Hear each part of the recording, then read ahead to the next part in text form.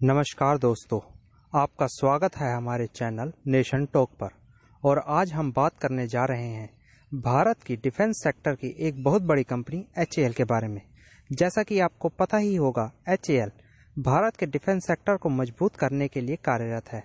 वह Bharat defence sector के लिए आधुनिक हथियार, फाइटर जेट, गोला बारूद तथा अन्य आधुनिक उपकरण बनाती है। यह पूर्णतः स्वदेशी कंपनी है जो कि भारत सरकार के अधीन है। तो आज हम अपनी इस वीडियो में बात करने जा रहे हैं कि अपनी इसी कंपनी के बारे में। आखिर क्या वजह है कि भारत की सेना, चाहे वह भारतीय एयरफोर्स हो, आर्मी हो या नेवी हो, वह अपनी डिफेंस ज़रूरत का सभी साजो सामान विदेशी कंपनियों से क्यों खरीदती है और स्वदेशी कंपनी HAL को मौका देने से क्यों बचती है। तो चलिए शुरू करते हैं अपनी इस वीडियो में। HAL की full form Hindustan aeronautic limited है तथा इस कंपनी का हेडक्वार्टर भारत के बेंगलुरु, कर्नाटक में स्थित है तथा इसके चेयरमैन वर्तमान समय में R माधवन है, जिन्हें 2019 में इस कंपनी का चेयरमैन बनाया गया था तथा इस कंपनी में लगभग 28,345 कर्मचारी कार्य करते हैं। जैसा कि आपको पता ही होगा, कुछ समय पहले भारतीय नौसेना ने HAL द्वारा बनाए गए लाइट वेट कॉम्बैट हेलीकॉप्टर को रद्द किया है तथा उन्होंने यह स्पष्ट कर दिया है कि यह हेलीकॉप्टर नौसेना की आवश्यकताओं को पूरा नहीं करते हैं तथा उन्होंने कहा है कि वह HAL द्वारा बनाए गए किसी भी हेलीकॉप्टर का इस्तेमाल नहीं करेंगे। HAL की स्थापना के बाद ही इस पर बुनियादी तौर पर कई सवाल उठते रहे हैं। भारत के डिफेंस सेक्टर में हुए एक सर्वे के मुताबिक HAL ने रूस के सुखोई विमान को तैयार करने में उसकी मूल लागत से लगभग 150 करोड़ ज़्यादा में एक जेट तैयार किया था, जहां पर रूस में निर्मित सुखोई 30 की कीमत 669.77 करोड़ रुपए में तैयार होता है। वहीं भारत के स्वदेशी कंपनी HAL द्वारा इसे लगभग 417.69 करोड़ में तैयार किया गया है, जो कि इसकी मूल लागत से लगभग 150 करोड़ ज़्यादा है। इसी वर्ष पूर्व वायुसेना प्रमुख BS धनोआ ने भी HAL की सुस्ती पर सवाल उठाए थे। उन्होंने कहा था कि HAL किसी भी हथियार को देने में इतनी देरी लगाती है कि उसकी टेक्नोलॉजी पुरानी हो जाती है। भारतीय वायुसेना के लड़ाकू विमान तेजस को भी बनाने में HAL ने काफ़ी देरी की थी। उसे बनाने में HAL ने लगभग 4 दशक लगा दिए थे।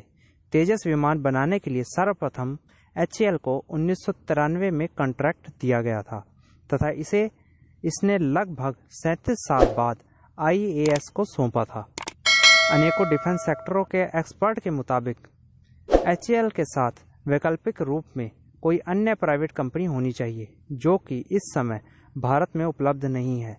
सन 1947 में भारत की आज़ादी के बाद नेहरू सरकार ने डिफेंस सेक्टर में प्राइवेट कंपनियों पर लगभग रोक ही लगा दी थी, जिसके कारण HAL का कोई भी अन्य वैकल्पिक प्रतियोगिता भारत के पास मौजूद नहीं है, जिससे स्पष्ट है कि आज़ादी के इतने वर्षों बाद भी भारत अभी तक नेहरूवाद से मुक्त नहीं हुआ है। ऐसा नहीं है कि HAL के पास उपयुक्त तथा प्रशिक्षित कर्मचारी ना हो। HAL के पास प्रशिक्षित कर्मचारी तो हैं, लेकिन उन कर्मचारियों के लिए HAL केवल एक सरकारी नौकरी बनकर ही रह गई है, जिसके बाद उनका इससे और कोई लेना देना नहीं है। HAL में आए दिन कर्मचारी हड़ताल करते रहते हैं तथा वह अपना काम भी बहुत ही लेट लतीफ़ी से करते हैं, जिसके कारण इसके प्रति उत्तर में किसी अन्य प्राइवेट वैकल्पिक कंपनी का होना बहुत आवश्यक है। HAL की इन्हीं लापरवाही के कारण भारत को अपने सभी आवश्यकता के डिफेंस साजो सामानों के लिए अन्य विदेशी कंपनियों पर निर्भरता रखनी पड़ती है, जिसके कारण भारत में मेक इन इंडिया तथा मेड इन इंडिया जैसे चलाए गए प्रोग्रामों को भी काफ़ी आघात पहुंचता है। HAL की इन्हीं कमियों के कारण भारत सरकार को अपने डिफेंस के साजो सामानों के लिए फ्रांस, रूस जैसे अन्य देशों पर निर्भरता रखनी पड़ती है। लेकिन मौजूदा सरकार ने HAL की इन्हीं कमियों को सुधारने के लिए अनेकों कड़े फैसले भी लिए हैं तथा उन्होंने मेक इन इंडिया तथा मेड इन इंडिया जैसे प्रोग्रामों को बल देने के लिए अपने स्वयं के डिफेंस सेक्टरों को मजबूत करने के लिए कई अन्य कड़े कदम भी उठाए हैं।